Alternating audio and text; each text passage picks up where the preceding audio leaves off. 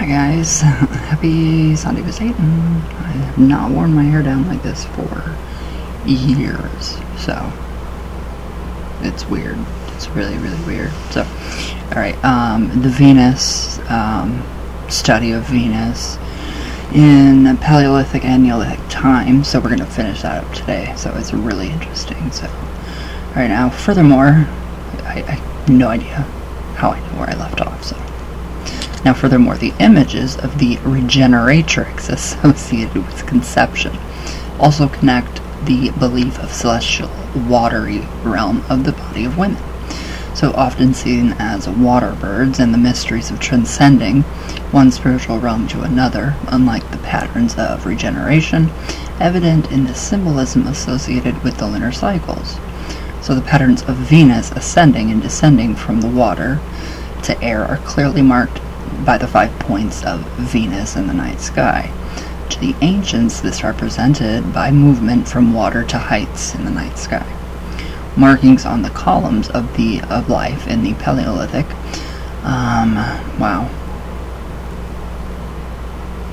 Stalactites are later transferred to the images associated with the tree of life and the goddess's ladder in the Neolithic era. Ooh, the goddess's ladder. I've never heard of that. Honestly, I've never heard of that. I want to know more. Now I'm intrigued. Alright, where'd I go? Here we go. Alright, now, the symbol of the pentagram, okay, we went over this yesterday, but it's alright. Okay, so the symbol of the pentagram also has its origin in the orbit of the planet of Venus. So finally, because Venus appears to travel through the sky close to the sun, it is also associated with brightness, setting itself apart by its exceptional beauty and blue-white light, and its ability to reflect light from the sun. So these attributes are associated with the beauty and sexual appeal of women presented in the reclining nudes at La Madeleine cave and figurines of something Brasimpui? What? Yeah, I can't say that, so whatever. In the Paleolithic art through time to the figures of Aphrodite in Greek mythology.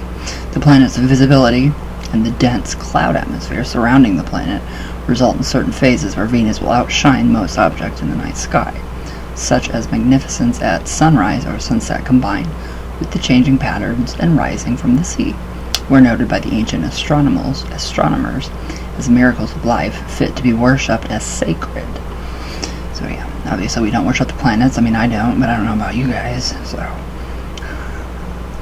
Alright, so now even the disappearance of Venus below the horizon for 65 nights of its 584-night cycle is connected to fertility rituals and a return from the underworld or sleep to begin a new cycle through possible conception of birth. Now the largest cycles of Venus, a return to the same planet in the night sky every 8 years, also marks a time for a celebration because the planet, seen with the regeneratrix, coincide with 99 moons. So, seen as primordial goddess, most closely associated with the moon. So, what began in the Paleolithic caves as an ideology and representation of the transformative or regeneratrix aspect of the sacred feminine gains momentum and distinct expression in the evolution and emergence of the sacred feminine through time.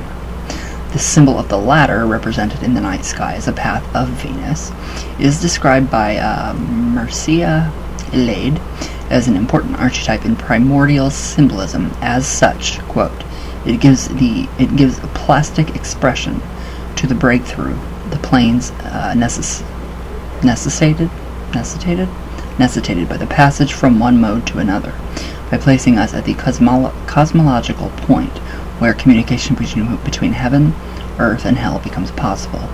Unquote. Myths and Rites, Symbols, page 239.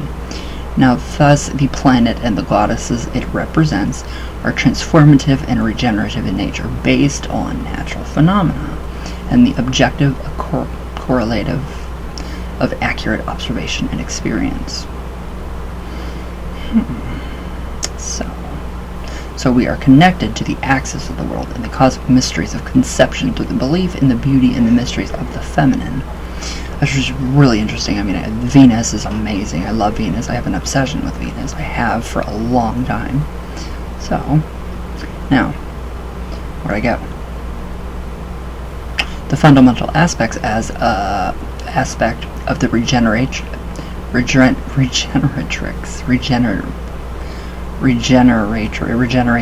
whatever, as Venus is what Gimbutas calls the goddess as a mistress of the upper waters, where the sacred feminine is worshipped in the upper Paleolithic in the form of water as a life-giving source connected to the cosmos. Now, Gimbutas states that at the Magdalenian sites of Montespan and Tuc-Duauteberg, I cannot say that, it's French, in France, a stream flows from the mouth of the cave, the language of the goddess, page 43. Likewise, at the site of Les Ies de Teac, where underground water flows from the sacred cave of the goddess to the town. Now, the worship of the water is evident in connection with the goddess. So many Paleolithic sanctuaries in caves contain lakes and subterranean rivers associated with what Gimbuta calls a long-lasting belief in the lakes and magical potency of streams and wells. Makes sense. Now, on the upper Paleolithic and Mesolithic figurines, Gimbutas notes streams in the form of comets or parallel lines in diagonal, vertical, or mandibles, are frequent motifs of upper Paleolithic and Mesolithic mobiliary, whatever, and patriarchal art. So, these comet streams are found on female images symbolizing the divine moisture within the body of the goddess. 43 to page 44. Now, on the Roc des Marcamps, Grande, France, the comet citration closely resemble the pattern of Venus in the night sky, where the planet moves from the horizon as the eastern star to the western star, and under the horizon, forming a definite cone-shaped movement, in later mythologies identified with the goddess climbing the world tree. Alright, now that makes sense to me. That makes sense. The latter. Yeah. Got it. Got that one.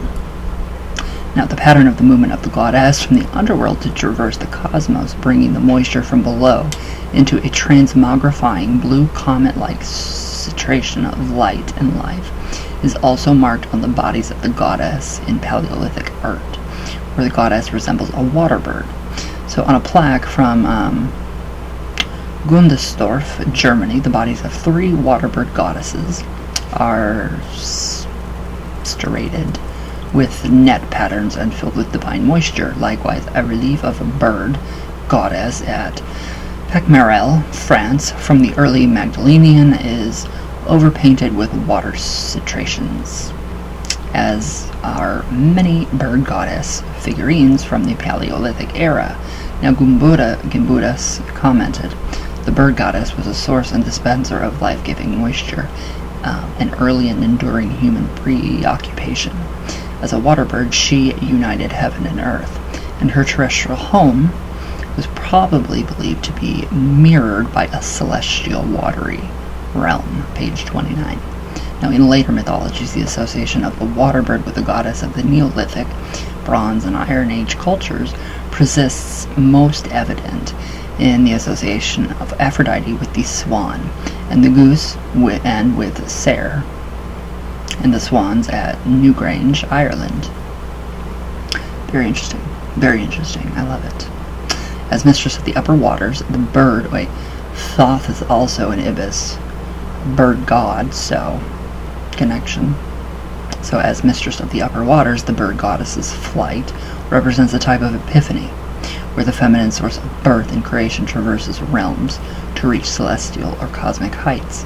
Her journey follows the patterns of Venus in the night sky, and her image as a water bird emerges clearly in Paleolithic era as an important element. Now, moreover, there is evidence that the rituals in the cave sanctuaries used the naturally formed sticalities at the back of caves to represent the column of life, the world tree or the world axis that the regeneratrix climbs. So to demonstrate the journey of the regeneratrix from the waters of creation symbolized by the subterranean waters of the cave. Now these, God, I can't even pronounce that word, stalactites that formed a column were carved with symbols of the goddess. So her emergence from the caves symbolizes the emergence of the planet Venus from below the horizon at the beginning of her cycle through the night sky. So much like connecting or conception in the womb, the rituals of the goddess in the caves are steeped in sexual metaphor and meaning. It is here where fertility rites most likely took place. So that's really interesting. That's really, really interesting. That would Lupercalia. So we have the fertility goddess. Whatever happened in that cave. So yeah, we have that. Now, where did I go? Okay, so in the cave of Las Coques, in the town of Montignac, France, numerous female signs are present in the 7 naturally formed chambers of the cave that led to the sanctuary at the cave's end. Now, the end chamber, called the Chamber of Felines, is reached by passing through several chambers where animals seem to run toward the end chamber, aided by a male shaman. About 60 feet in the passageway from the first room, called the Rotunda, are 2 small rooms called the apse, and its shaft. The formation of these rooms forms a 120-degree angle, with the apse as an anti-chamber to the angle. So this exact angle formation and apse was built in the Neolithic structure of Pierre's plates, so in Morbihan, so France, near Carnac. So in Pierre Plates, the titled passage, the apse, the signs and the symbols of the Venus cycle on the stones, and the location of the temple itself on the Bay of Morbihan attest to the fact that it too was aligned with the cycles of Venus and possibly modeled after Las Coques or other temple caves of the Paleolithic. So in both Las Coques and Pierre's Plates, the angled chamber serves as a view room where the light of Venus may be seen in the shaft, or Venus may be viewed from the shaft. So the shaft has been noted by archaeologists as a shaft that was definitely not used as an entrance. Now, the apse is a small chamber of about 5 yards in diameter that is covered with thousands of engraved lines, which are exactly like the comet streams on the female image, symbolizing the divine moisture of the goddess. Now here too are the only representations of the full-bodied female of what Andrea Leroy-Gourhan identifies as the claviform of the goddess, yet known in the Perigod 513. So these female symbols are accompanied by grandiangular signs similar to the quadrangular signs on a necklace of what was most likely the high priestess's body, discovered in La Madeleine ou du Roc de Cave in nearby Thurstock, Dorogon, dating 15,780 BC. Wow. And exhibited in the Musée de les de Thayak. That's French, I think, I don't know. Many similar quadrangles used for counting lunar cycles of months and precessional lunar cycles are also seen in Les ESA. This out of the ordinary.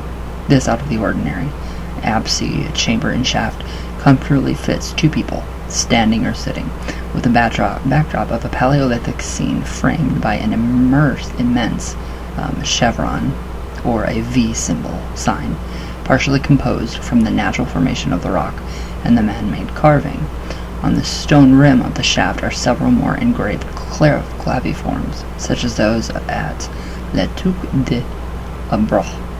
And the painting scene is a rhinoceros with 6 dots in 2 rows of 3 under his tail, barbed signs with lateral dots, and a figure of a bird, another symbol of the mistress of the upper waters, as well as the spread of bison.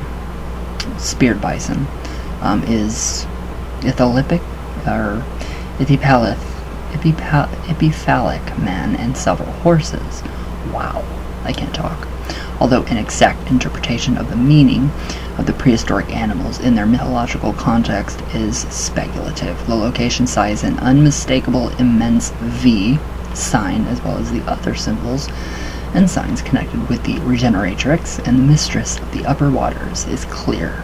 So birds are rare in cave art, and the presence of the bird, the V signs, the claviform signs, the quadrangles, and most important, the shape and orientation of the aspi and shaft may bring to light another view of this ancient sanctuary and passage temple. So the most curious display in apsi painting is the series of horses that are running toward the immense V.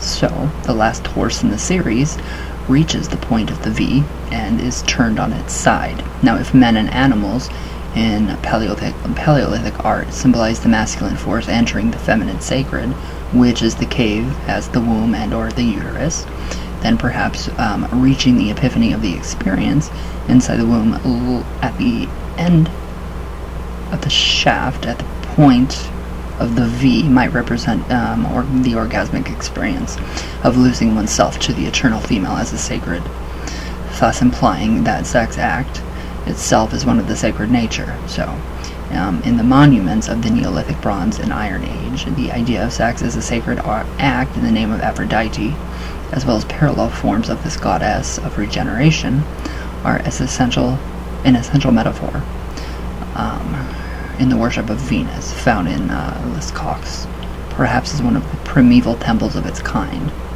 Now, another cave temple attributed to the worship of the goddess of regeneration is that of Chauvet Cave in the Drechy region of southern France. The end chamber of the cave, known as the sacristy, is marked at its entrance with 3 abstract vulvas, and on its right wall is a painting called the Lion Panel.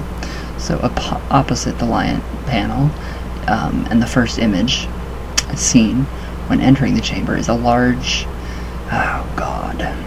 stalactite, with the painting of a half man, half bison, seeming to mount a large vulva near the hip of the bottom half of a woman's body. The vulva depiction is a filled oval pointing downward with a very concave base, emphasized with a mark indicating the opening of the vulva. The shape of the stalactite is unmistakably phallic and fleshy in appearance, and the chamber is unmistakably shaped like the womb of the goddess.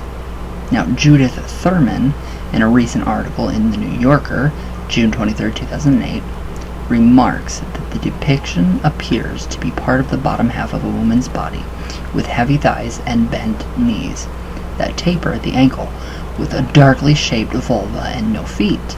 So it looks like a human arms and fingers, and the woman seems to be in a squatting position, as if giving birth to the images of the bison and felines that line the walls of the chamber. Page 64. Now again, this chamber is a small sacred place at the end of the cave that evokes a highly sexual metaphor, and most probably was used for fertility rites. That's very interesting. I mean, really interesting stuff.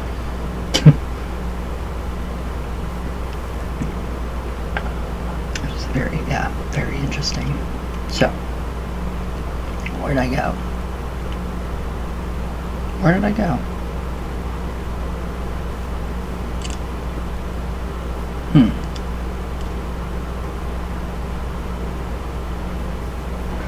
Oh, okay, so yeah, the stalactite formation, the womb, cave, and the sexual metaphors in the Paleolithic are the primary images related to what Maria Gimbutas calls the columns of life. So like the image of the bird and the striation marks of water and life, The columns of life, later known as the world axis or the world tree, is an inherent and necessary symbol in a complex of images associated with the goddess of regeneration and the planetary movements of Venus. So the goddess in her many forms mounts the columns of life to her moment of epiphany and then descends into the underworld to conceive life from love in an ever-returning cycle. Now, like the planet rising and descending from the horizon in the east and the west, and then for a brief time remaining under the horizon, their paths are similar and cyclical. So Gimbutas traces the origins of the two columns of the life from the Paleolithic caves of Dorgon and Tukdi-Abrat to the Neolithic womb-like caves, such as those in Guatala, Crete, and in Scaloria, Italy, where more than 1,500 vases with symbols of the goddess painted on them were discovered in the lower section of the cave. So Gimbutas goes on to cite caves used by the Minoans, such as the cave of Elythia, east of Heraklion, and those at Sycro. So Elikori for rites associated with regeneration. On one middle Minoan, multifaceted seal carved with a life column, and a sprouting plant is a whorl, or 8-pointed star, a symbol of the regenerative forces of Venus in its 8-year cycle. So, alright, we will continue with that because this is quite long. This is very long, so this is just a little snippet. So yeah, we have a lot to go. We have a lot to go. And I like this. So, alright guys.